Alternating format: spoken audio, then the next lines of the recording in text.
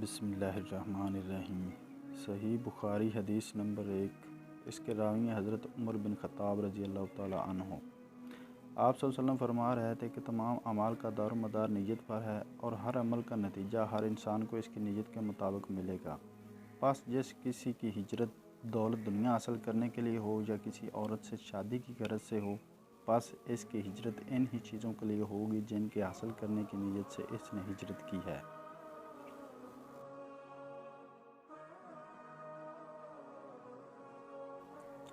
صحیح بخاری حدیث نمبر 2۔ اس کی راوی ہیں ام المومنین حضرت عائشہ صدیقہ رضی اللہ تعالیٰ عنہا۔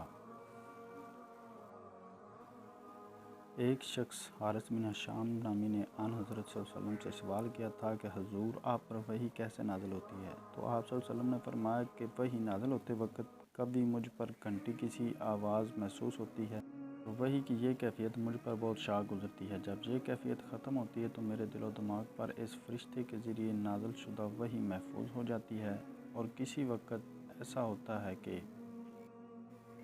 کہ فرشتہ بشکل انسان میرے پاس آتا ہے اور مجھ سے کلام کرتا ہے، بس میں اس کا کہا ہوا یاد رکھ لیتا ہوں۔ حضرت عائشہ رضی اللہ تعالیٰ عنہ کا بیان ہے کہ میں نے سخت کڑاکے کی سردی میں آن حضرت صلی اللہ علیہ وسلم کو دیکھا ہے کہ آپ صلی اللہ علیہ وسلم پر وحی نازل ہوئی، اور جب اس کا سلسلہ موقوف ہوا تو آپ صلی اللہ علیہ وسلم کی پیشانی پسینے سے شرابور تھی۔